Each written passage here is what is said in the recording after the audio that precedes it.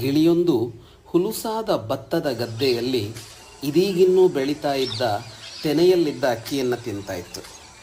ಅದಕ್ಕೆ ಇದ್ದಕ್ಕಿದ್ದಾಗೆ ಪಕ್ಕದಲ್ಲಿದ್ದ ತೆಂಗಿನ ಮರ ಅದರ ಗಮನ ಸೆಳೀತು.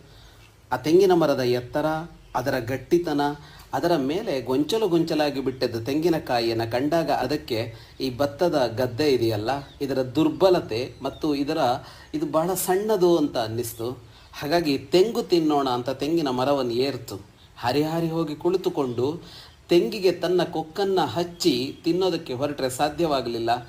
ಜೋರಾಗಿ ಕುಕ್ಕತೊಡಗಿತು, ಕೊಕ್ಕು ಮುರಿಯಿತು. ಹೀಗಾಗಿ ಬಿಡತ್ತೆ. ನಾವು ಎಲ್ಲಿದ್ದೇವೋ, ನಮ್ಮ ನೆಲೆ ಯಾವುದೋ, ಅದಕ್ಕಿಂತ ಇನ್ಯಾವುದೋ ಒಂದು ನಮ್ಮ ಕಣ್ಣನ್ನು ಸೆಳೆಯುತ್ತೆ. ಅತ್ತ ಓಡ್ತೇವೆ. ಆದರೆ ಇದೂ ಇಲ್ಲ, ಅದೂ ಇಲ್ಲ ಆಗತ್ತೆ ಅನ್ನೋದರ ಜೊತೆಗೆ ನಾವು ಕೂಡ ಪೆಟ್ಟು ತಿನ್ನುವಂತಾಗಿ ಬಿಡತ್ತೆ. ಕವಿಯೊಬ್ಬ ಇದನ್ನು ಬಹಳ ಸುಂದರವಾಗಿ ಹೇಳ್ತಾನೆ. ಉಚ್ಚೈರೇಶ ತರುಹು ಫಲಂಚ ವಿಪುಲಂ ದುಷ್ಟೈವ ಹೃಷ್ಟಶುಕಃ ಪಕ್ವಂ ಶಾಲಿವನಂ ವಿಹಾಯ ಜಡಧೀಹಿ ತಂ ನಾಲಿಕೇರಂಗತಃ ತತ್ರ ಗೃಹ್ಯ ಬುಭುಕ್ಷಿತೇನ ಮನಸ ಯತ್ನಃ ಕೃತೋ ಭೇದನೆ ವಾಂಛಾತಸ್ಯ ನ ಕೇವಲಂ ವಿಗಲಿತ ಚಂಚೂರ್ಗತ ಚೂರ್ಣತಾಂ. ಹೀಗಾಗಬಾರದು. ನಾವೆಲ್ಲಿದ್ದೇವೋ ಅದು ಚೆನ್ನಾಗಿದ್ದರೆ ಅದರ ಚೆನ್ನು ಏನು ಅನ್ನೋದನ್ನು ಗುರುತಿಸ್ಕೊಳ್ಬೇಕು. ಸುಮ್ಮನೆ ಸೆಳೆತಕ್ಕೆ ಒಳಗಾಗಬಾರದು ಅನ್ನೋದು ಈ ಕವಿಯ ಆಶಯ.